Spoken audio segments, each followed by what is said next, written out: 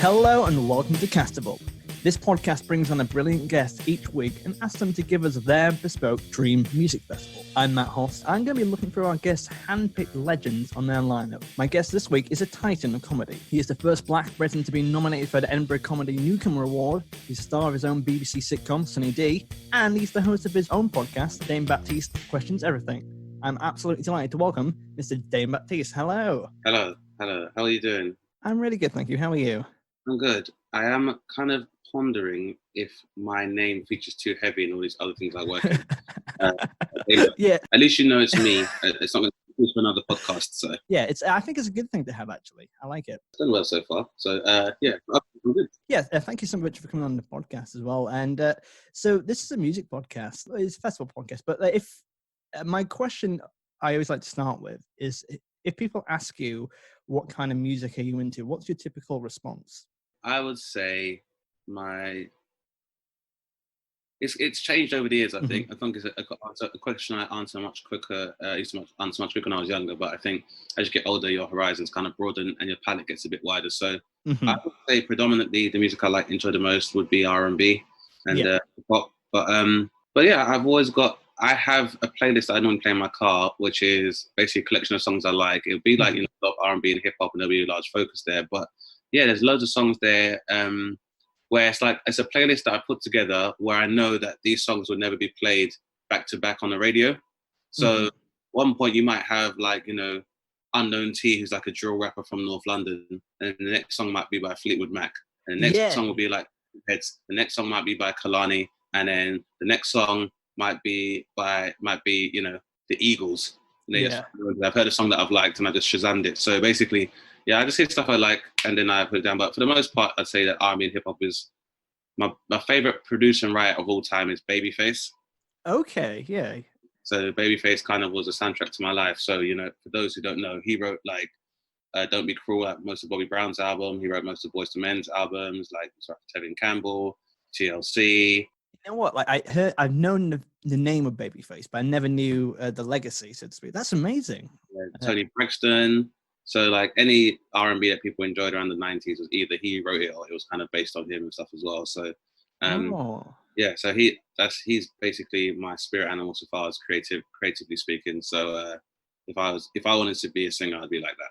Oh, brilliant. Before being a comedian, did you ever want to be a singer or a performer in that way?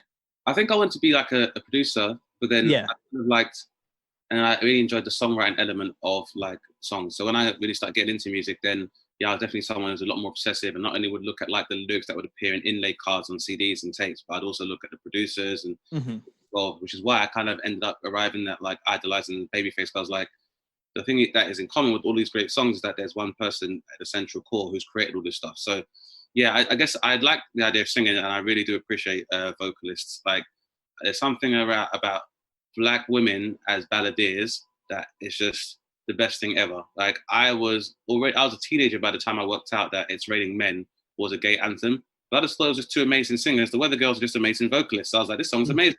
And then even I Will Survive by Gloria Gaynor, I was like, that's an amazing song. I had no idea it was a gay anthem. I completely understand why now, though.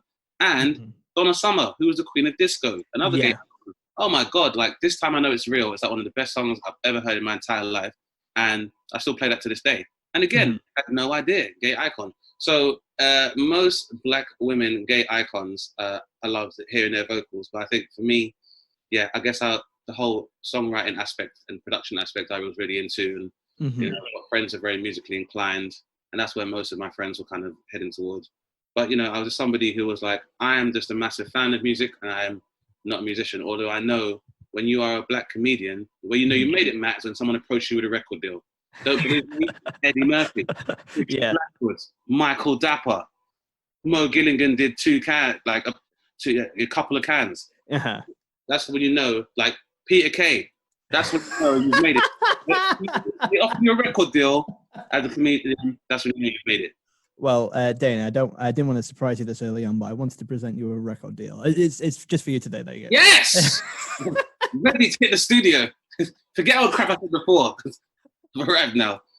Yeah, but yeah, I remember hearing a couple of comedians theorize that before comedians go into comedy that they tried to be a musician of some sorts, and I think maybe that's common trait that we had as well. Maybe I think there's a lot of comedians who really are into music as well. So maybe there's a crossover there.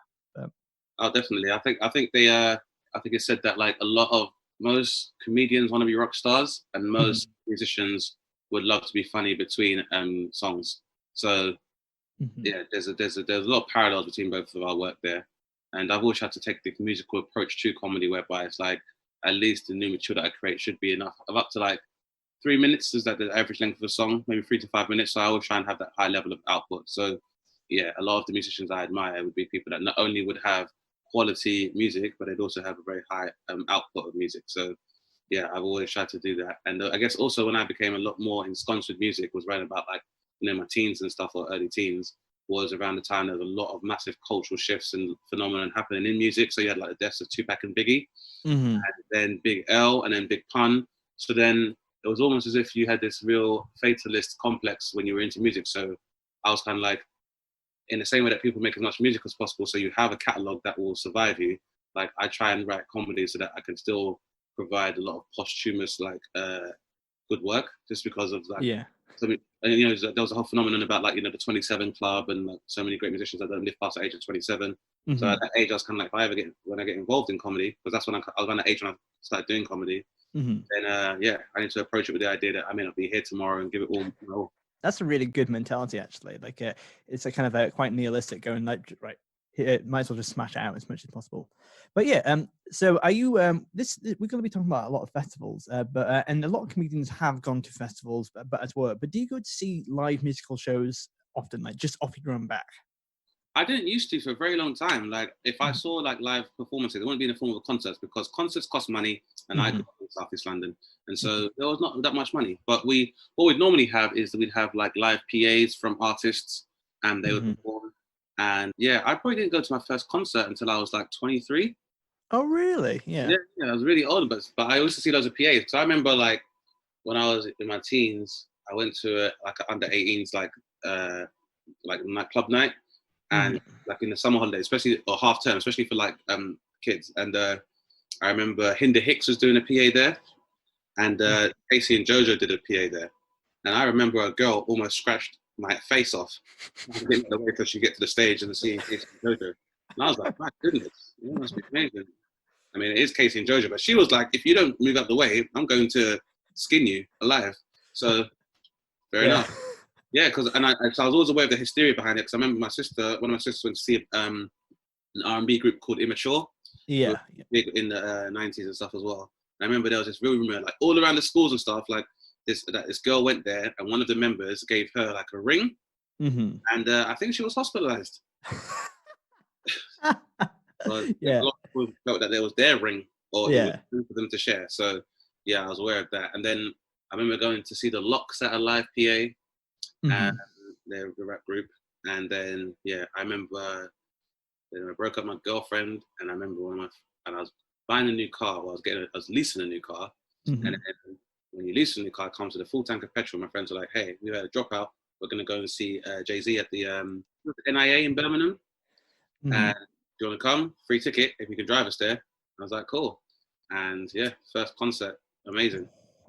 Wow, there's some strong big hitters right there. And I find it interesting when people throw stuff out to the crowds, how like people go a bit crazy, because I've definitely been surrounded by people. I remember I went to Glastonbury and I saw Metallica there. I'm a big Metallica fan as a teenager, and at the end of all their shows they drop off these big balls, like these big inflatable balls, and I knew that going in. I was right at the front, and I wanted to go and grab one, because like if you get one, especially for Glastonbury, they'll never play Glastonbury again, so I thought this is my one time.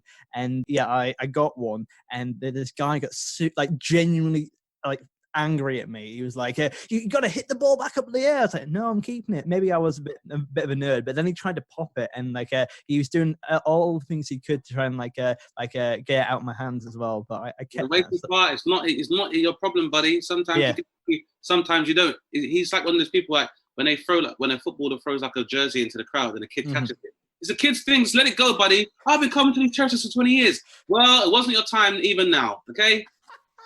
Just let it go. It's really not that big of a deal. Like, go and buy merch anywhere. Like, have they not made enough money from you? Yeah. So that was my first foray into concerts. Concerts, they were never really too wild. Although that being said, I went to V Festival and I saw Justin Timberlake was headlining. And, not Justin Timberlake, Justin Bieber was headlining. And it was in Essex, which is not London. And I said that because the came was like, "What's up, London?" And come on, Justin, that's lazy. Someone could have told you that on the way to the stage. It's not even a big part of like the conversation. And basically, it looked like he was doing, rehearsing for a tour he actually cared about. It was a lackluster performance. I don't really hate Justin Bieber, but it was a lackluster performance. But girls are still going hysterical. But I didn't know, Matt, that basically, when people faint in concerts, I was under the impression that they had like a first aid back there and they gave people water and brought them back. Nope, they check you're alive and they put you back in that crowd. Yeah. There were people like passed out and stuff, and I was like, that doesn't look good. And then girls stopped me and they just be like, "You okay?" "I think I am." "Get back in there then." Yeah, just throw you back in a bit. There you go. And I was like, oh. And I didn't care that much. I cared as much as Justin did, and that wasn't very much.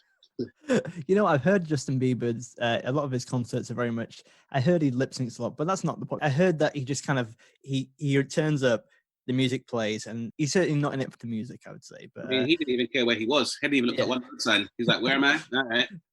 Looks like London to me, I guess." "What's up, London?" So I was like, "Dude, what are you playing, Mike? We're in Essex. Did somebody sex? Justin." And then the girls were like, "Oh my God." And I was like, okay, well, I guess you still get away with it. That's an easy way just to turn off a crowd as well. But well, I think we should start going into your festival. Let's go and set up camp. Castival, if you can hear me, I want you to sing along. Go for it. One more time. You got it. Before you have your dream festival, we're going to have to see what goes into it. So let's learn some of the basic admin about your festival. What is the name of your festival, Dane? My festival is called the Afterlife Festival. The Afterlife Festival, I like it. Established 2016. 2016? Yeah. Following the very, very mad Celebricide, and where we lost so many icons in 1 year. Is everyone going to die this year? And it was just around the time where like a bunch of celebrities and creatives all passed on, and then Donald Trump got elected, and we were all like, what did they know? What did they know that they all decided to leave? Like, if we look at us to get a list of celebrity deaths, 2016, because I think it's very important.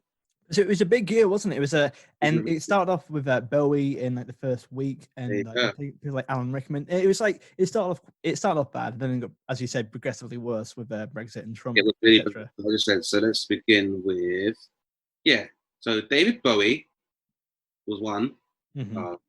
Glenn Frey, who's in the Eagles. Jimmy Bain, and then Terry Wogan was in January as well. And then Maurice White from Earth, Wind and Fire. Harper, who authored To Kill a Mockingbird. Frank Kelly from Father Ted. Then George Martin, who produced the Beatles, he died. Keith Emerson died as well. Carrie Fisher. Chris Jr., Paul Daniels, Ronnie Corbett, David Guest. Oh, goodness. Victoria Wood, Lonnie Mack, Prince. Yeah. So the concept of this festival, so it's basically musicians who have passed away from that year. Is that the theme? Mainly, yeah. It was just an idea that, I know we all struggle with where our loved ones go. So I created a whole festival where it's just like essentially the festival in the sky. So you get yourself a pearly wristband and you can enter the Afterlife Festival and be reconnected with those that are no longer with us. Wow. Okay. I think that is both very endearing and as a music festival, very good, but also it's also the most high concept festival we had ever. Like most people are like, just let's go to a park in London. This is we're going to heaven and we're gonna have a rocking weekend. That's what it's gonna be. I can't remember the location per se. I'm not allowed to use such strong Judeo-Christian references like heaven. So we just say a better place.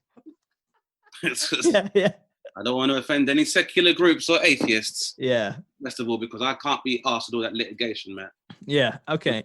And what I also love is that you've thought about this enough to even think about like not funding any groups, and like you've got lawyers on board. Okay, it's a better place. It's legally determined. Yeah, it's illegal. Okay. So geographically, it's in a better place. Okay. I usually have some questions I'd like to ask here, but with it being in a more ethereal realm, it does kind of throw up a lot more questions. So is a camping in the better place, or is it what kind of remit does it have in terms of sleeping at the week? And is it over a weekend as well? We offer all the same amenities that you'd find at your typical festival. So there's camping opportunities for people. We also offer yurts and glamping options for anyone who considers themselves to be a dignitary and wants to pay a superior price. What we really want to encourage people, though, is with our sustainable cabins, which have all been built from recycled wood and contain solar panels to generate energy. So we're trying to, create a whole little paradigm of sustainability and a temporary community whereby we contribute to nature as much as nature gives us. Wow, you're really selling me on this. I'm very much enjoying this. Okay, so let's talk about, is there any kind of booze or food that you would particularly like at this festival? We just want to all be sustainable. What we have instead is that we have a concept where we charge people at this festival for individual items. What you pay for is a subscription, and you can bring your own recyclable receptacles, whether it's like bowls and stuff, and you bring those to our various, attractions in terms of where we street food, and you can be constantly replenished as long as you have a subscription. So we'll give you that kind of wristband, and by then we're able to kind of cut down on kind of waste and perishables. We really want to keep away from using non-recyclables like styrofoam. At this point, Dane, I think that you put more thought into this than people who run real festivals have. If you know what I mean. I've been to a lot of them, and I know I enjoy that. I know I don't enjoy that, but we try to keep it with sustain all of the produce and all of the cutlery and crockery that you may get from any of our street food vendors is all going to be sustainable and biodegradable. And you want to pay a subscription fee, and you can replenish with your own cups and bowls. I think that's going to win over a lot of listeners there. But is in terms of when you've been to festivals or live shows or anything like that, what's one of your favorite places to like street food? What's one of your favorite food vendors at a festival? I've never really had like a distinct chain of them, but I'd say where I've had good food. I think I did the Citadel Festival in Victoria Park in East London, and they had like a nice jerk set up there, and they were doing like jerk wraps, which I thought was amazing. Yeah, and that's always nice. I've had vegan ice cream because I'm lactose intolerant, so that's always good. But yeah, I keep it pretty easy, man. I'm like, well, if you can just whip up a quick burger or something, I'm not too worried about it. Although I went to the Why Not Festival in Lincolnshire last year, and they just said they had a dish room concession. The what? Sorry. But at the high-end Asian kind of tap dish room, they had a concession. I've never seen that before. So that's great. Yeah, and I've also seen, so that's one of the poshest things I've seen. And I did Latitude, and they had a Waterstones concession as well. And I was like, that's pretty. Yeah. Okay. Yeah. But, and Cornbury. I did the Cornbury Festival in Oxfordshire, which I did the Cotswolds as well. Yeah. I was like, this just looks like and that's sort of like a farmer's market, a very upscale farmer's market rather than a festival. But I like all of that and taking all those kind of sensibilities and stuff as well. So yeah, I'd like to have the same thing. I kind of maybe it'd be nice to kind of invite like aspiring chefs and street food people to like come and try their wares there for the first time. So it's like it's the biggest gathering of people. So we're trying to encourage small to medium enterprise within the British Isles, trying to help some of our business owners within the economy as well. Like I think you might get like a knighthood after this day, and this is really top work. It'd be nice. I'd be nice. I mean, yeah, all the concepts I'd definitely help us out as a consultant. Yeah. I have very romantic ideas. The execution of them maybe not so easy. Yeah, because you're going in with Fire Festival exactly. You might end up. I've got 5 festival ideas, but I've not got 5 festival budgets. So. Yeah, exactly. Well, yeah, like if everything starts going like horrendously wrong, like the intentions were there for sure. Yeah, but I think what I would try to apply for actually is maybe apply for government funding to subsidize any outreach programs that normally provide food and care for like the disadvantaged. So like Brixton Soup Kitchen's great with that stuff. And there's a Sikh welfare awareness team, and they give out like food to the homeless in London and stuff. Right. The guys like that, if we can encourage them to work stuff, or maybe liaise with them, so any excess food that's left over is passed on to sustainable people as well. I really want to. Yeah, if I wanted to make a point, so far as politically, it would be we should pass legislation in this country at least, whereby any food that is wasted should be given to the homeless, which is the same way they have in France. I think I used to work at both McDonald's and like supermarkets, and the amount of food you chuck out would be like sickening as well. And it just it made me sad. But I currently So obviously I do comedy's like my main job, but I also work part-time for Mind, and I work in the places like in South Durham, where a lot of people are impoverished and stuff like that. But what's quite nice is that places like Marks and Spencer's, they give a lot of their out-of-date produce to like community centres and like people who really need it as well. I think that stuff like that's brilliant, but it's not. Why is that not like across the board? If you know what I mean? Yeah, I think, like I said, I think that should be encouraged with legislation. I think that should be a policy. And it would definitely be an example we're trying to set with the festival, whereby they said everyone should be encouraged to invest in our food banks. Brilliant. Yeah, well, I think it's time to check out your main festival. So let's go and check out your Friday.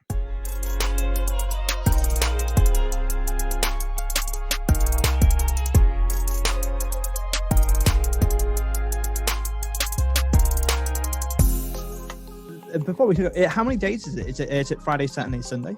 Friday, Saturday, Sunday, yeah. Brilliant. So, very similar to model to kind of like Wireless. So we have 3 varying headliners over each of those days.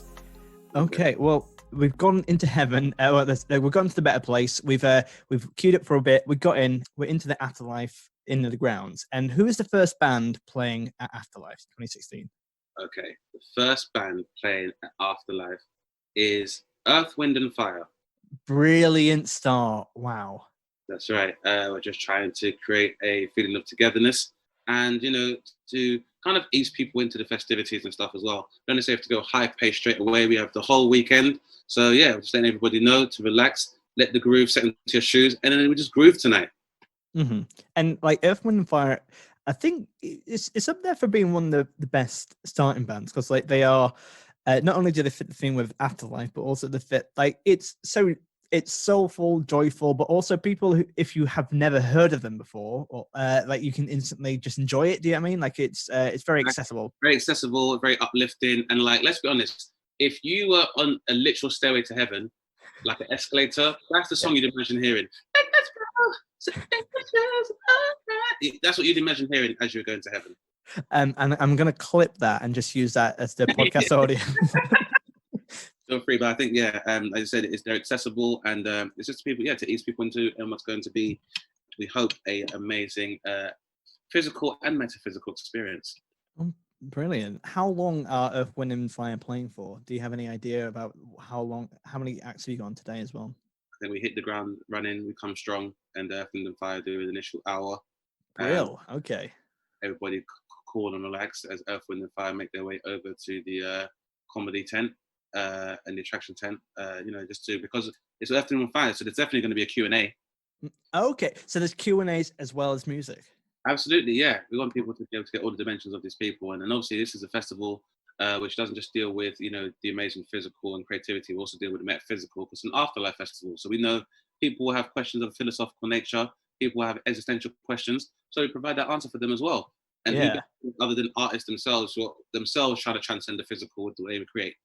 So there you go. Wow. Yeah. So it's nice that you have one stage which is like for music, and then but you also have like a tent. Or it might not be separate, but like it's like a tent for like kind of there's music, but also they're growing a thought as well. So yeah, this is like ancient Greece. It's got everything. It's cultured. It's philosophical. It's great.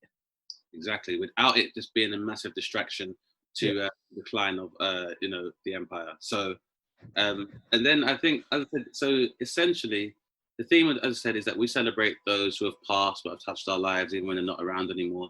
So what you'll tend to find is that we'll have like a second attraction stage as well, where we'll have, I guess we're going to have what's called like stage 27, and that stage is dedicated to those members of the 27 Club. Wow, that's so cool. I love that. Yeah. So we got 27, whereby, we kind of have our artists appear kind of chronologically. So therefore, based on what kind of different revelers we get going to the festival, like, if you were a fan of Amy Winehouse, you may be a very different age to someone who's a fan of someone like XXXTentacion. Yeah. We have the lineup that just alternates, and then we have all these people appear. So is there any other artists you want on that 27 stage as well? Because there's so many you could so many, so it's just who we can get a hold of. So Winehouse, definitely. We want Hendrix on there as well. Kurt Cobain as well. This is what the rumor is saying, that he's going to come back, and it's going to be his role of the Foo Fighters. Are they going to be both on the main stage? I can't tell you now. You have to come to the festival, Matt. but I think you have a good idea of how amazing it's all going to go down. I love how you're even marketing this event as well. Like you're doing teasers. I love it so much. Someone today saw Dave Grohl's tour bus in the car park. I don't say much more. I'm saying 27 is crazy. I bet even before, like you've even like got in touch with influencers to kind of message about it as well. You've thought about this. Influence of yesterday and today. So it's not just going to be influence on Instagram. Jules Holland is tweeting shit about this. Everyone involved. David Rodigan is tweeting about this stuff as well. Everyone's getting involved. Pat Sharp is tweeting about stuff like this. All the big influencers. Yeah, all the back in the day. Gonna have Normski there too. Yeah. Ras Kwame. I mean, yeah. I want a whole alumni of influencers and tastemakers who would be extended complimentary invitations to the festival. You know, and we work from both sides. Those who were able to push the music towards us, and those who made it as well. So, 27 stages going crazy. Oh, that's great. So it's just, let me get it right. So there's 27 stage, but also you have the main stage, which Earth, Wind and Fire played at. Yes. And okay, brill. So after Earth, Wind and Fire, who else do you have? Who's next? A particular gentleman has been joined by a band, and they want to do some kind of Bohemian Rhapsody. I guess they're going to be there a while. I can't keep giving it all away, Matt. People won't believe their eyes. I think they've died and gone to heaven. If that's not a tagline, I don't know what is. So, Freddie Mercury and his band reunite on stage.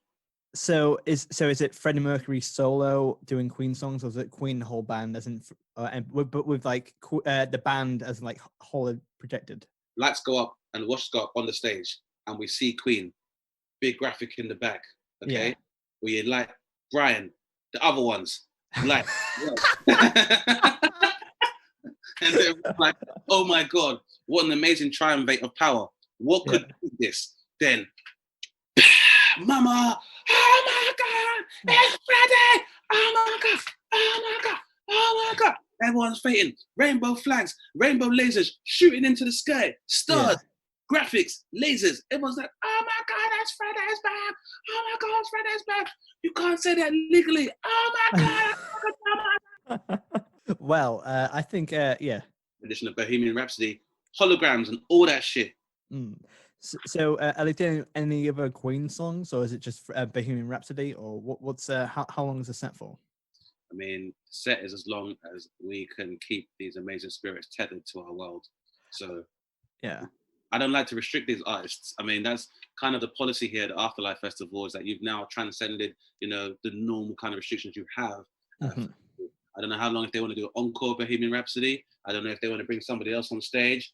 Who knows? Maybe Ziggy Stardust shows up. Now we got a duet. You was there when that shit happened. People don't believe that shit. You must have died and gone to heaven. Are you high? Everyone's high. It's a festival. Also, this place provides 420 amnesty. You can smoke whatever you want out in public. We don't care. That shit's illegal. In fact, we're encouraging more growth of hemp because of the benefits of CBD. Do you have chronic back pain or any kind of muscle pain, maybe early stage rheumatoid arthritis? Well, maybe go over to our CBD tent and see the benefits for any kind of chronic illnesses you may get from sampling some of our various hybrid strains. You know what? That is one hell of a step up from, like about 10 years ago, there was like oxygen tents and O2, like pure O2. That is total shit in comparison to the CBD tent. You know what I mean? That's really, absolutely. And because we are aware that if you want to get oxygen in its purest form, we know that plants through their process of photosynthesis are responsible for that. So we're not going to take away that and try to, graft that with some kind of technology of oxygen tanks. It's abundant. It's your entitlement as a human being and a sentient being, part of the collection of consciousness on this planet. So if you want to breathe oxygen, come over here to this delicious, amazing hybrid indica sativa grow, and you inhale that stuff. Help yourself. If you're having any struggle with any issues of, insomnia or any kind of eating disorders, any kind of, muscle issues, come over here. And not only that, if you can provide a written diagnosis from your GP or from a physician, then you can get to try some of the complementary strains that we have. I'm really enjoying this, Dane. This is good stuff. But also what I like I keep on asking you about times and sets and stuff like that, which I'll stop doing now, because what I finally realized that, especially with this Better Place and Afterlife ideology, it's no set times. It's just a transcendental place. It's a place where you can go and see as many people as you want, and as long as you want. It's more than just a rigid realm, isn't it? Absolutely, yeah. I mean, I just don't want to make people feel that they're restrained. We have a kind of a schedules to say, but I guess what we want more from people is to cherish the time that people are there rather than to worry about what's coming next. It's a big part of the emphasis of the Afterlife Festival. We could even leave a big gap between. We may even leave a space where we're like, take some time, reconnect with your family members. Yeah, like text a friend. Yeah, text a friend. Take some time. Maybe meditate. So we won't provide all these attractions, but yeah, text a friend or at least stop to tell somebody you care about them for your own sake. They want to encourage mental well-being and spiritual well-being at this festival for obvious reasons. If you want to hear more from Queen, then they'll be over by the Q&A tent. Brilliant. So yeah, okay. So after Queen and Freddie Mercury, who was next on the list? So next on the list, would it really be, like I said, I guess it wouldn't really concert without Ziggy Stardust. Oh my God! So David Bowie hits the stage.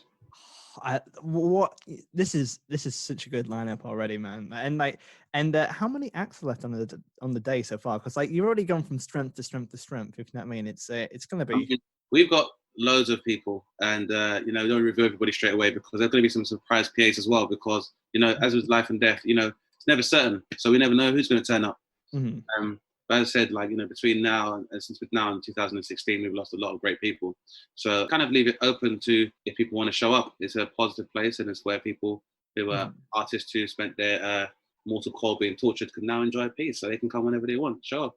We ain't going anywhere, baby. It's my fantasy, so you do what you want. Everyone chill. However, but then I suppose keeping in mind, we still got the 27 stage as well. So that's still going crazy right now. Have you always been a massive fan of Bowie, or were you really upset when you heard the news that he passed away?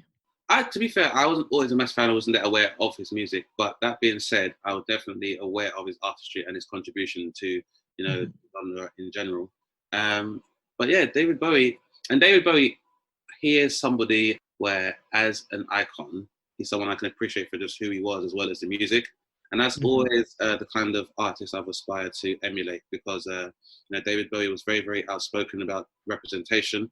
For sure. On music on mainstream music channels. Obviously, he was always very open and very much celebrated his relationship with Iman. So yeah, he I think, definitely was an artist that most people, if they want to consider themselves a rock star, could definitely stand to emulate his outlook on life. So yeah, I was a big fan of what he stood for as well, even if I wasn't massively into the start. In the same way that growing up, I didn't listen to a lot of grunge growing up. But that being said, now I know the kind of the ethos behind grunge aesthetically, and this is what Kurt Cobain stood for. Again, I can only respect that. And yeah, he definitely has, and he'll know that when he joins us on stage later on. I think we should hear the rest of the Friday lineup and just see what other marvelous stock we have got ourselves in for. Well, yeah, definitely we've got Nirvana, we've got the Foo Fighters and stuff as well. So Nirvana, Foo Fighters. So it goes Nirvana, then Foo Fighters on the Friday. Then they link up as well. Oh wow! Okay. Nirvana, that's a working title. They might not want to keep that. Just spitballing here, guys. All right, I know just got a couple of ideas, but I've got some pointers. Exactly. We're also Dead or Alive because we lost Pete Burns in 2016 as well. Mm-hmm. So Dead or Alive, nice, lovely, nostalgic set as well. Nice to get him on there. Not only being, very iconic singer in the 80s, but also a former Celebrity Big Brother star. Unfortunately, don't know much of that work. I think, yeah, I mean, I'm not that familiar, but I do know that, the song Round and Round is very iconic. And also because Pete Burns appeared prior to his death, was in the process of transitioning. And I think, yeah, it's important to have that mouthpiece when we discuss, issues of mentalness and well-being with the Q&A. So he's good functions. So, because we want this whole festival and even the process of the question Q&A, where some people are calling a seance, but saying I'm not summoning anybody, I'm asking them nicely to attend. But yeah, we want to be able to provide peace for both artists as well as audience, because we understand for a lot of the artists, they may have messages they weren't able to relay during their time on Earth. So we give them that opportunity as well. There's a lot of heart in this festival, not just spirituality as well, but I think there's a lot of there's a great ethos with everything that you thought about, which is really, really lovely to hear. And those voices are definitely needed. And are, great. It's great that there's when you said you first had a Q&A tent, the music nerd in me thought, oh, that's really good, but it's more, there's also that idea that you can actually hear what these people stood for and hear their stories more than just hear their music as well. So that's great. I'm glad we're getting there. Tupac Shakur getting ready to do the 27 stage. Okay. Along with Notorious B.I.G. Wow! Oh my God! Yeah. And we're gonna have 3000 Nirvana linking up, and you're gonna have Queen and Ziggy Stardust linking up, Biggie and Tupac linking up back to back. I love that. A lot of duets, not duets, but like kind of like coming together, like kind of coalitions and. Yeah, because I feel like there's so many things whereby we're like, oh my God, imagine if those guys got to work together in the end. And it's always a shame sometimes when you see people go their separate ways, and you think, had those guys continued to work together, they could have made something great, or had they had the opportunity. Because I'm always, very mindful of that synergy you get with some acts as well. Simon and Garfunkel would be a great example, but then even I remember Aaliyah and Timbaland, like when they came together and made One in a Million. Like for me, that was like a sublime pairing. Same with Timbaland and Missy, and Brandy and Darkchild. So that Brandy's album, Never Say Never, just took her artistry up to another level. Or even Salam Remy working with Amy Winehouse on Back to Black. So definitely trying to encourage that collaboration, because I think it's something that we are normally starved of as fans, because of all the litigation and the bureaucracy, politics involved with like labels and stuff. Mm-hmm. But I think this festival definitely is supposed to represent giving people carte blanche. Like I said, it's amnesty. No one's going to have any issue with like royalties if they sing particular songs or work with other people. So we're just trying to get rid of that and just provide an opportunity where people's imaginations can run wild. And when we have these conversations like, imagine if so-and-so got to do an album with so-and-so, that we're just trying to create that space if we can. Wow. So Biggie and Tupac coming together at last. Yeah, because we want to hear both of them have massively expansive catalogs. Obviously, they've had some very limited freestyles together, but to see like Tupac being Biggie's hype man and vice versa, I think the extent of that alone would do wonders for the hip hop culture, if nothing else. My God, the money we will make back on the merch sales, just in case, because we have to have a contribution. I'm a fantasist, I'm a romantic, but I've got to be realistic. And I know Tupac and Biggie get on stage and we sell that kind of merch, whatever Kanye made through Sunday service, there'll be a candle in the sun once we... Yeah. Oh, I love it because it's like there's a lot of heart and soul, but we also got to make money, okay? You know how stakeholders are, they're not going to let this happen unless I can show some kind of like revenue stream. So there you go. Do you know how much it costs to get a festival in a better place? It's unruly. It's heaven. It's ungodly. I mean, if anything, it's super godly and super expensive. It's like church expensive. So. Yeah. Okay. Yeah. I applaud this in every single way. It's great. Who is your Friday headliner then? Are you ready to reveal? We are ready to reveal. I'm very excited. I want people LinkedIn right away. So and the other reason makes us sell the merch, Max. I spent a lot of money on these headliners, as you know. All right. So we get to the point where everything fades to black on that main stage. And then you just see the lights begin to flash in a weird pattern. And then the hi-hats come in and the snares. And you hear the synth. Then you just hear dun, dun, dun, dun, dun, dun, dun, dun, dun. Ladies and gentlemen, welcome to the stage, Whitney Houston. Oh my God, it's Whitney. Yes. I can't believe it. Everyone's going crazy. Whitney, I love you. I love you too. She comes on stage.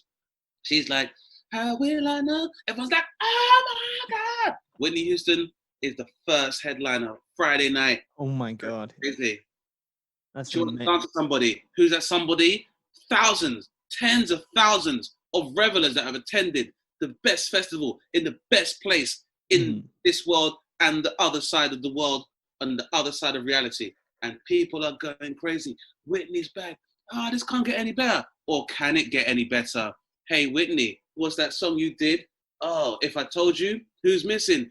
It's that motherfucking George Michael. Oh my God, it surprised me. If I told you, he didn't even die in 2016. Now he's back. Oh my God. Then they're all singing. Everyone's like, George Michael, everybody. So then George Michael's like, well, I guess it would be nice. Oh my God. Whitney's backing him up. If I can touch your body, I know not everybody got a body like you, so you should embrace your body and embrace your self-image. Oh my God, the best festival ever! Everyone's going crazy. Wow, that is war. That Can you was imagine, Matt, the amount of amazing people that have come to this festival from the LGBT community because they heard rumors about the return of Ziggy Stardust and gay icon, whether or not he did embrace or not, Freddie Mercury. All these people show up. Then at the end of all these festivities, like George Michael's on stage, be like, freedom! Everyone's going, oh my God, it's the best day ever. And then, yeah, Whitney Houston's on stage as well. Like, amazing. That's like, and the way you described that, may I say, was very magical as well. Like, firstly, the punch of Whitney, then you got another like a sucker punch of George Michael as well. Oh, that's it. Like, that's it. And everyone's saying it's not right, but it's okay. I'm gonna make it. And like, fingers are snapping everywhere. Yeah, like it's gonna be amazing. And then that goes on for like 12 minutes. It's a bunch of disgruntled, amazing members of our LGBTQ community being like, it's not right, but it's okay. I'm gonna make it anyway. Like Whitney and George have stopped playing their instruments because all the LGBT, all the fans in the audience are just singing along. That's overpowering the stage. Is like, is that an angel or have you just come from pride? You'll never know, honey. People say I'm heavenly anyway. Snap, snap. And it's like, you just imagine the best Pride Day combined with the best day ever at Notting Hill Carnival. Just all combined, sprinkled in icing sugar. It's just stardust, literally. Everyone having a great time. Wow. Well, I'm not sure how, because on Friday, you've literally had some of the most massive acts in the history of music all in one day, and some of them have come together for impossible kind of collaborations. And wow, I'm not sure how Saturday can compete, but I think it's good to. I'm ready to hear your Saturday. So Saturday, really, we're going to laugh on some recovery. Yes. More the same, have some more lineup. But Saturday, a large part of a lot of the emphasis will be about Q&A 10. And I guess what people are calling Say on Saturday. A lot of the people that will be holding Q&As and conferences, just talking people through the process of grief and loss, for some of their loved ones. And also talking about, the experiences of, trying to transcend the physical through the medium of art. And so, a lot of our esteemed guests and attendees will be taking the stage, and people will be coming to listen as well. And also because I know people will be absolutely hanging after Friday. So let's get it back together. There's kind of like an element of counseling and mental health well-being here, talking about grief, loss, but also like moving on as well, but also talking about artistry as well. So they have that. It's like a TED talk, but mixed with a lot more spirituality, plus like a compression time where it's like, what? TED talks, they can sponsor as well. And we'll just have an impromptu TEDx talks where people come up and give account of themselves and their experiences. And I just think the idea is that we are all trying to seek a higher love and a collective consciousness. That's the big emphasis of the Afterlife Festival, is letting people know that if you are able to believe and give yourself over to something greater than yourself, then when your physical self is no longer here, that thing will still remain, And it's never been about how much money you earn or spend. I don't remember how much money was made by this next upcoming artist. Ladies and gentlemen, please welcome to the stage, Mr. Robert Lester Marley, but known to you as Bob Marley. Oh my God, yes. He was involved. Bob Marley, like, what? We haven't actually had Bob Marley on this podcast before. I mean, not as a guest. I mean, obviously as a suggestion as well. But Bob Marley, like, I think what a way to start your Saturday in terms of music as well. Like, that must be. And also, if it's a bit more chilled out as well, whoa, what a perfect act. I think people should be getting low and chilled now and enjoying the vibes. And it's all about low frequency, high vibration positivity, because trust me, they're gonna need their energy tonight. Okay, so have you always been a massive fan of Bob Marley and like reggae? Again, the whole reggae thing so my family are from Grenada, so there was always a unique, massive emphasis on reggae music, but it's there as well because my family also listens to like calypso and soca as well. So I probably got into Bob Marley a lot more in university, like this stuff. But again, it's like for me, Bob Marley, one of the biggest attractions for me to him is just, I'm always into, and I always admire artists, people that are fully immersed and they're obsessed about their creativity. But also, he was known for being like an avid football player. But most of all, like, this is a man who was a musician who was able to unite two opposing parties, within Jamaica at a time of massive political unrest. And it makes me think, like, today, would someone be able to like get Jeremy Corbyn and Boris Johnson on the stage? Yeah. I mean, that would be, whoever was able to pull that off, would be, it'd be an iconic thing, I mean, this is somebody who also, survived attacks on his life for his political beliefs and stuff as well. So, if anyone's ever stared death in the face and continue to have good vibes, then perfect to this festival. Wow. Well, thank you for that answer as well. So we've had Bob Marley and the Wailers. So after that lovely start, who's next? I mean, if we're gonna have the Wailers, I feel like we should also have, like, Peter Tosh as well, because not as well known, but definitely an iconic person that pushed reggae. So gonna have keep the reggae vibes going. Brill. I don't know about Peter Tosh, unfortunately, but I will. I'm making a list to check out afterwards as well. Yeah, definitely a learning curve. Also, on the stage as well, I have a special place reserved for UK garage and house. I'm a big fan of garage house and garage as well. And two of the people that we've definitely lost is Dr. Psycho, passed away to health complications last year, and also Tubby T, who had a great song with the garage producer Sticky, which is called "I Was Born to Sing," and it's a great song. Yeah, so yeah, have UK garage in there as well. So who else is part of the UK garage in terms of on your lineup? Who else is on the side? Definitely gonna have DJ EZ, because I think he's just the best ever. Then I'm also gonna have DJ Slimzy, who was the Roll Deep DJ. Wow. Okay. So already a different vibe from Friday as well. You got reggae and garage, UK garage. So after your garage session, who's kind of finishing off that Saturday as well? All right. So again, we all know what time it is. Saturday, main stage, everything fades to black. Then, in the distance, a soft purple light surrounds the entire place. Then you just hear that downward crescendo. Then again, you hear the synths. Then all you hear is in the silence, dig if you will a picture. Oh my fucking Prince on stage and a new generation. Oh my God. Everyone starts going crazy. The icon appears in bright purple lights in the background. The whole of the new power generation is right there with Prince on stage. And everyone's there. Not just Prince. Everyone from that whole Minneapolis sound is there. So then my God. Crazy stuff. Then he passes on to Morris Day in the Time, and they do some crazy shit. Then Sheila E does some shit as well, right? Then Lisa and Colt Jam do I Wonder If I Take You Home. Everyone's going fucking crazy, man. But that's not all. Are you tired? You need to unwind. Let Alexander O'Neal calm you down. Alexander O'Neal's back on stage as well. Now it's going crazy. Then again, Prince comes back on stage with the new power generation. They're doing Cream live. Then they do Get Off. Everyone's going crazy. Rosie Gaines is smashing it. Now they're doing Diamonds and Pearls. Then Rosie Gaines is doing her garage stuff as well. Who's DJing in the back? It's fucking EZ. It's the best concert ever. What the fuck? What I love most is that person who, the whole crowd is like collectively like just that keep on getting shocked. Like, oh my God, it's all like they're at that state the whole way through the festival. That's right. That's why you gotta have the Q&A tent just to chill out a bit. Just to chill out a bit, just to have a little talk, man. And because we want people to be themselves. What are you thinking? What are you going through? What are you managing? Not just psychologically, spiritually. We want everyone to be free here.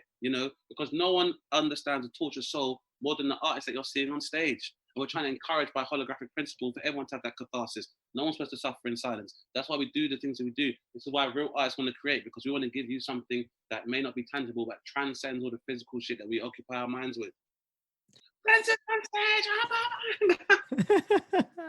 Yeah, it's a really it's an interesting point because I remember reading Freddie Mercury's biography, and it was written by this journalist who went around with him quite a lot. And the opening chapter, and I'm going to paraphrase this and bastardize it in a way, but it talks about the reason he wanted to become an artist, same as other people, because like artists have this yearning to be adored in a way that like you don't get it in your normal life. So they want to be on stage to have that as well. And so they are those tortured victims, not necessarily tortured.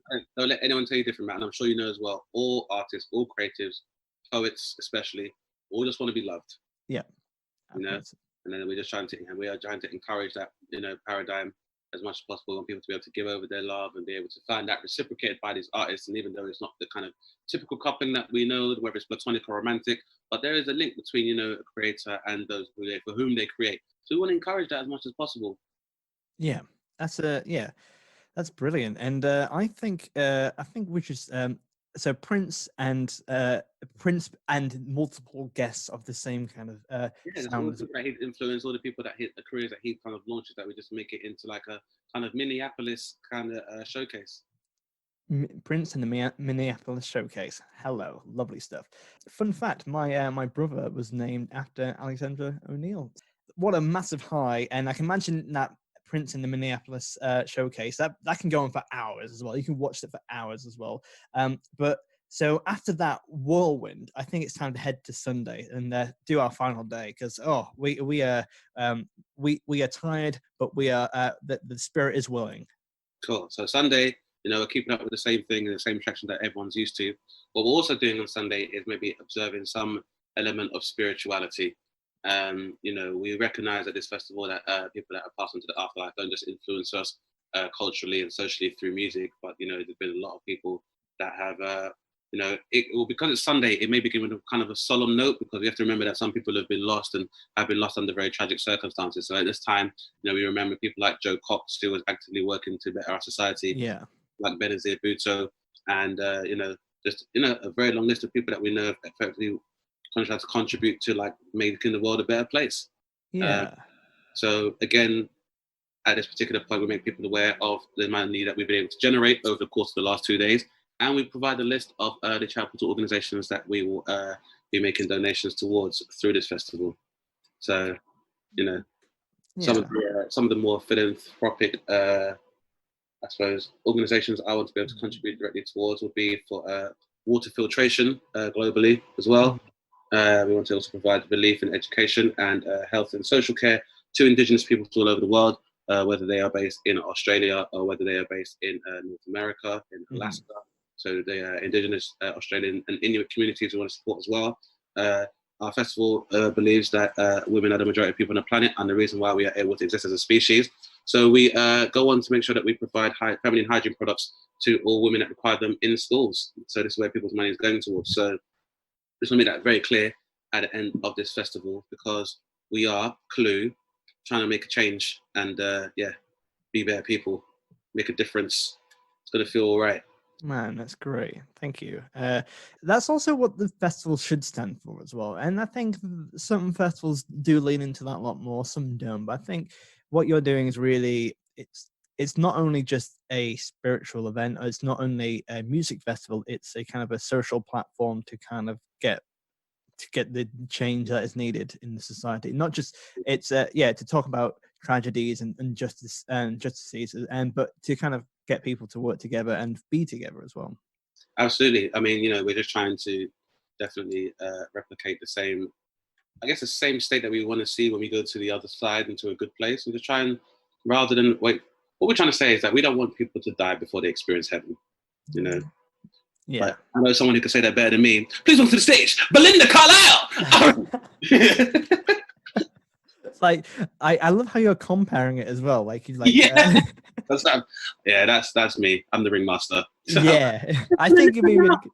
You'd be good for that. And you're also the same person who's going, oh my God. Like, exactly. So because I never got to see these people in concert myself, so I'm massively excited about stuff, and I'm like, oh my God, it's Prince, everybody. And it's like, didn't that guy book the whole festival? It's like, yeah, he knows who's on. Like, he's not surprised, isn't he? He's backstage. Oh my God, Prince, I love you. Yeah, and then I'm like, I'm gonna go get Prince, and the bouncers will let me. And I'm like, you can't let me go, but it's you. But no, still, oh my God, Prince. Yeah, Sunday's focus will definitely be, there'll be somewhat of a hip hop focus, because, you know, it's a genre I enjoy very much, and unfortunately, it's definitely a genre which is too frequently plagued by premature deaths. But it just means that the lineup's going to be very extensive today. As I said, we mentioned some of the people that have passed away. Obviously, Biggie and Tupac, who I'm sure will come and do a PA, and they'll actually be the curators of our tent of our fallen heroes as well. Wow. Okay. Yeah. Yeah, Biggie and Pac to introduce the acts as well. So we'll have Big L, Big Pun will also appear, XXX Tentacion, Pop Smoke, Mac Dre, Nate Dogg. Oh man, how good would a Nate Dogg medley be, right? Yeah, to be honest, I don't know much about that artist, but like anytime you hear something and it's like, oh no, that's Nate Dogg. Okay. Thank you for contextualizing. But also there's a wide range of different hip hop artists there as well. I think it's and as you say, it's a genre that's been hit with a lot of early deaths as well. So yeah, it's I really like that angle as well. What draws you to hip hop? I think hip hop to me, and I think what it draws me is what draws everybody is that hip hop was kind of the answer to the question about, you know, inner city Black and Latinx kids not being able to have the money to seek any kind of musical lessons or any music. And so essentially they created a entire culture and entire not just a genre of music, but an entire culture, which has allowed, I believe, what I think since civil rights is one of the largest cultural phenomena to come out of America. I genuinely believe that hip hop has allowed people of a working class disposition to have a culture unto themselves. I think normally if you were from the peasantry, wherever you are in the world, there's this very synonymous with being uncultured. And hip hop has provided a culture for the working class and also provided a narrative for those who wouldn't normally have a platform, because without being able to have access to music, then what you do wouldn't be necessarily considered music. But hip hop has provided low barriers to entry for people from somewhat impoverished backgrounds to be able to realize some level of social mobility and just have a narrative. And so it's just very important as a cultural phenomenon, and it's always been historically it's always been the voice of the voiceless. And I think that's because I think that's why I really fell in love with it as well. Like I'm not the biggest hip hop fan in the world, but when I was a teenager, I was like, I kind of easily dismissed it. But when I learned that fact, when I learned that hip hop was a tool to be accessed by everyone, you know, it's not just. I think that was that really opened my eyes to see how wonderful. And also like the production of that as well, like so like the idea of, especially in hip hop, like sampling music and like doing stuff on top of that. I think that's such a clever and like so important. And if you think about it as well, like even I can see myself personally as an adolescent, the reason why I even know about like, you know, your Kurt Cobains and your David Bowies and stuff is because I'd heard them originally in a sample from a hip hop song. So like for me, I already know about like Let's Dance, but the first song I heard was Been Around the World by Puff Daddy and Biggie. So I like the song, and it worked out that I was sampled from Let's Dance. So, you know, again, it's like for me, I kind of was aware of it, but having more of an appreciation for like, you know, iconic 80s artists or people like David Bowie or people like Duran Duran and a-ha, because a lot of time they'd be sampled for hip hop songs. And a lot of time, if you do get into hip hop, especially when you hear a sound you like most people, you retroactively will look back at like how that came about. So yeah, I think the significance of hip hop should definitely be highlighted at the festival. And I think one of my favorite websites to lose as many hours as you want on is whosampledthat.com. And basically you can kind of, if you don't know what it is, it's like you can just go and find out all the different websites, all the different tracks which featured on different things. And what a train ride. Isn't that cool? Wouldn't it even be better if you could actually speak to the artist that was sampled? Yeah. Oh my God. You get them both on stage and talk about, this is it, you know, and how they feel about it and stuff as well. I mean, so, you know, that being said, it wouldn't be a real festival if we didn't thank two men who have been massively responsible for allowing hip hop to be sampled. Please welcome to the stage, the godfather of soul. It's James Brown! Oh my God, yes, mate, yes. Right, and then he's crazy. It's like, isn't it crazy? It's pretty crazy. You know what make this shit crazier? Ladies and gentlemen, please welcome Rick motherfucking James to the stage! Yes, oh my God. Exactly. Say what? It's amazing. Yeah. I'm gonna say that the vocals you're giving off in this podcast are phenomenal. Again, that record deal is really paying off, actually. So it's coming. Yeah. You made it. Now, understandably, as you can imagine, me screaming stuff like, "Oh my God, I am somewhat spent, and I take some time out for exhaustion because I want to be ready in time for the main act, headline act, Sunday night. Mm-hmm. So, Sunday night headliner, take it away. Right. So everyone's crowded around. Who could it be? Who could it possibly be? I mean, how can you top some of the shit I've seen here? Like, this is amazing. This couldn't get any better. It couldn't. There's been a power cut throughout the entire site. There are no lights. This is worrying. What's that sound? Is that wolves howling? This could have gone better. What's that sound in the distance, Matt? Sounds like that Chinook helicopter. Can you hear that? It's weird, but they're all matte black. Apart from one piece of golden insignia. Can't really make it out. What is it? I'm not sure. Are those wings? Wings. Those feet? Feet? White tube socks? Ow! I will fucking get it! It's Michael Jackson! Oh my God.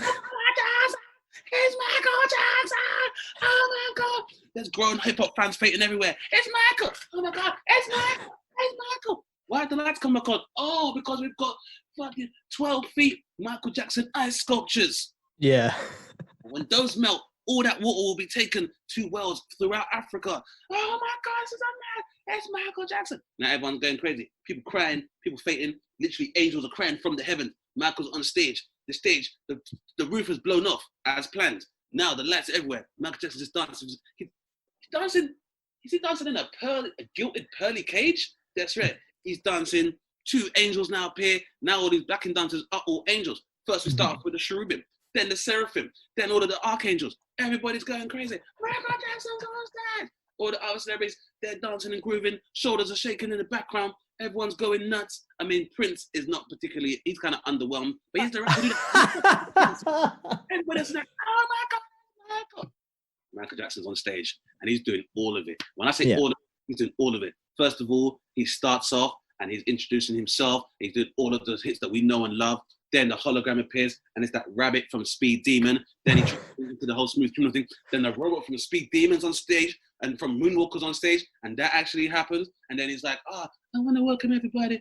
I come from a very musical family. Please welcome to the stage Bandy and Tito and Marlon and the Jacksons and also Janet too. And everyone's going crazy. Then Janet comes on stage and Janet does a few numbers and she's going crazy. And he's like, well, I'd feel bad if I didn't bring my nephews. Then 3T on stage and 3T himself. And Michael's like, over the years, I just tried to be the king of pop and produce the best music ever for a new generation.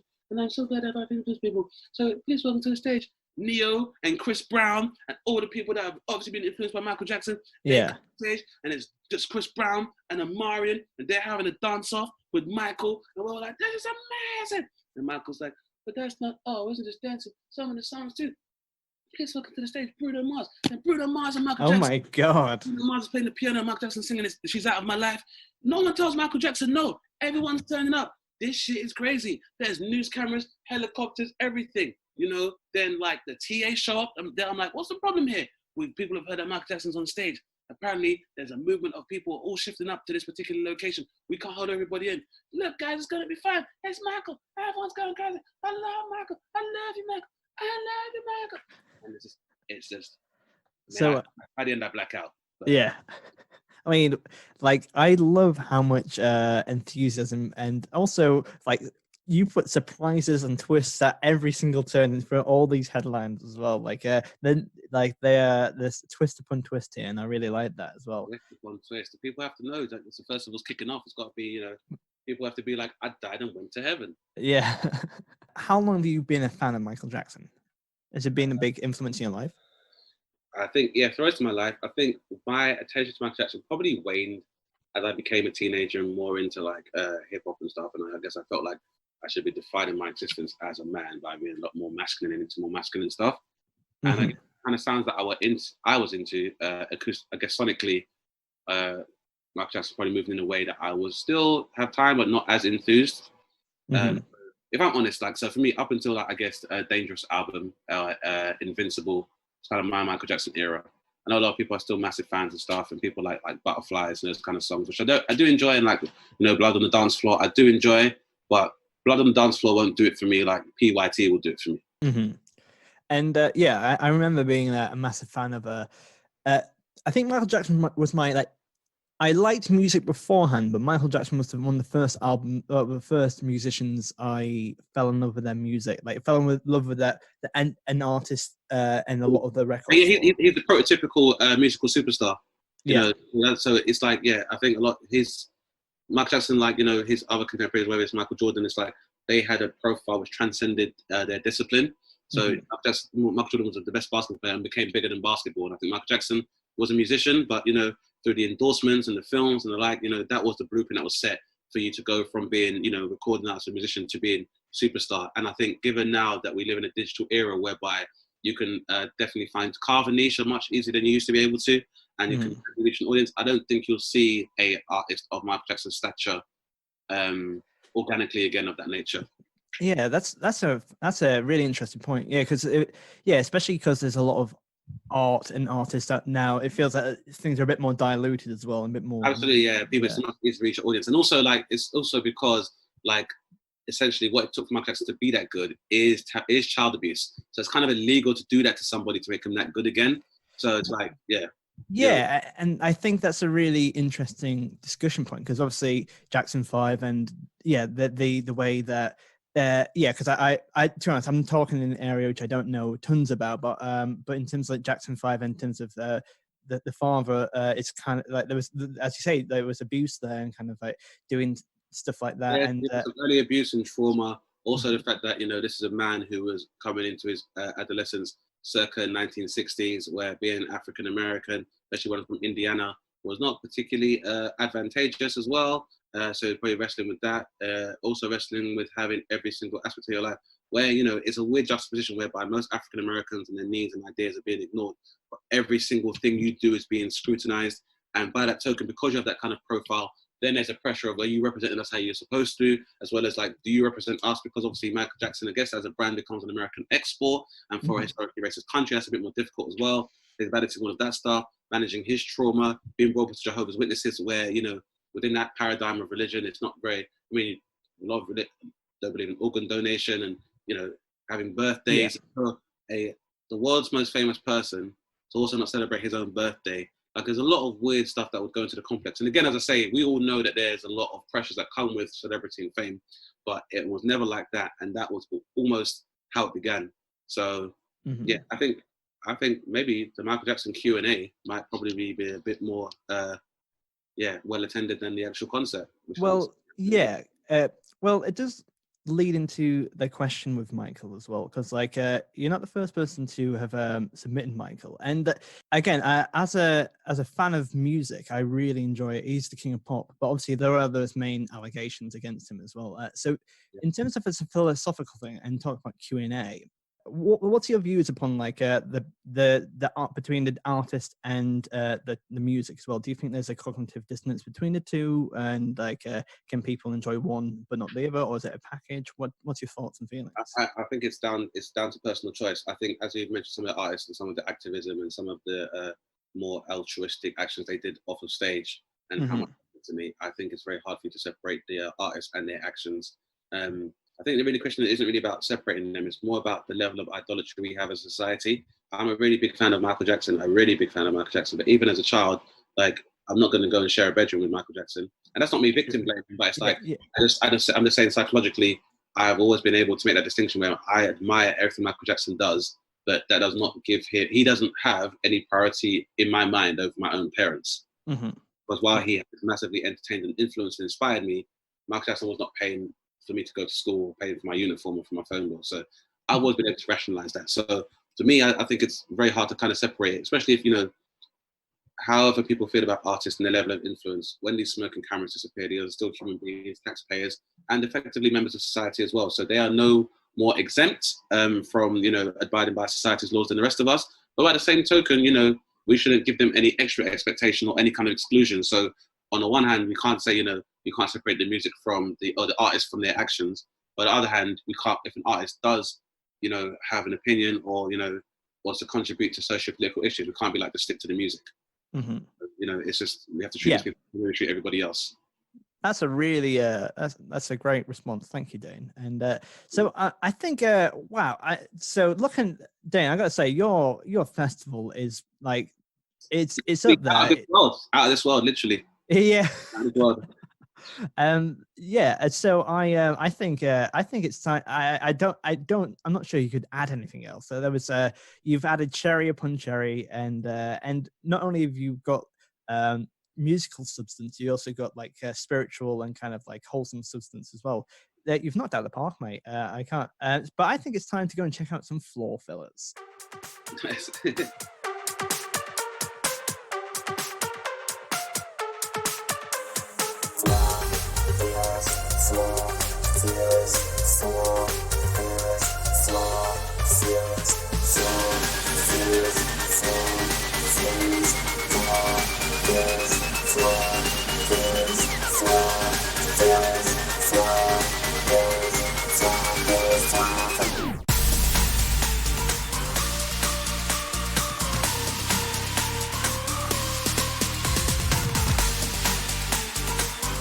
So as with event management, things are bound to go wrong. So here's a couple of hypothetical questions that Dane has to deal with in the manner that he sees fit.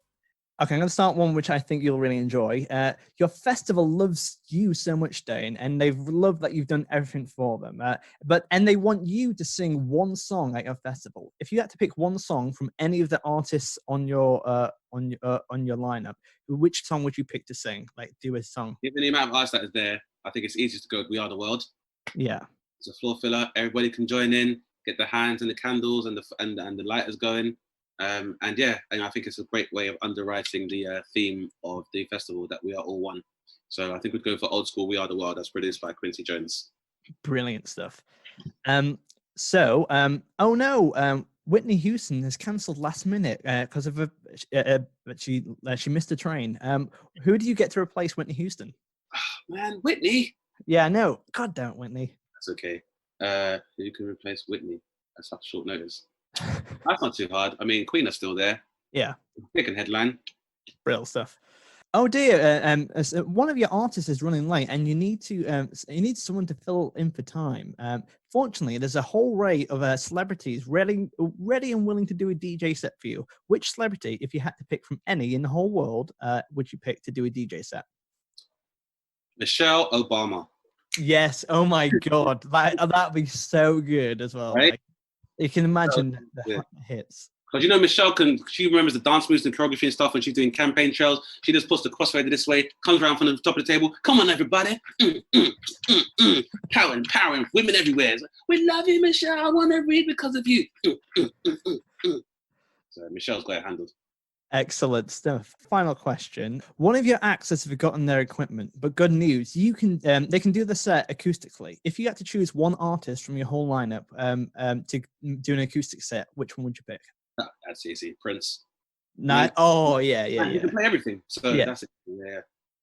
Well, and we probably auction off the instruments as well. And again, proceeds go to charity. Wow, Dane, I think that's a near perfect festival right there. I'm gonna say a perfect festival. It's so wonderful, and thank you so much for joining us on Castival. Have you had a nice time? Thank you for making this become a reality.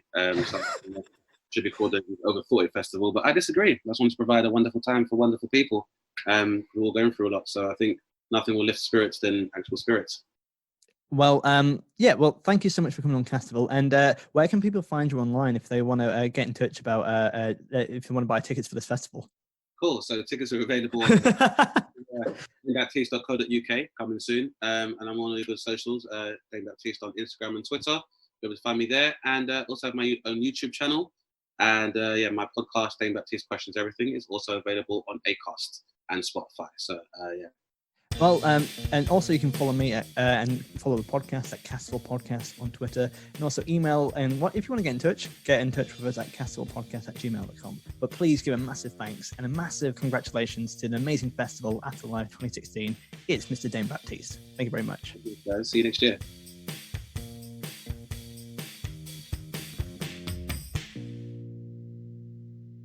Thank you so much for listening to Castival.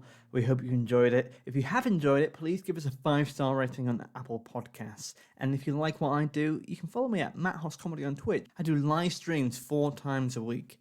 Follow me at Matt Hoss Comedy, and hopefully I'll see you around soon. Take care.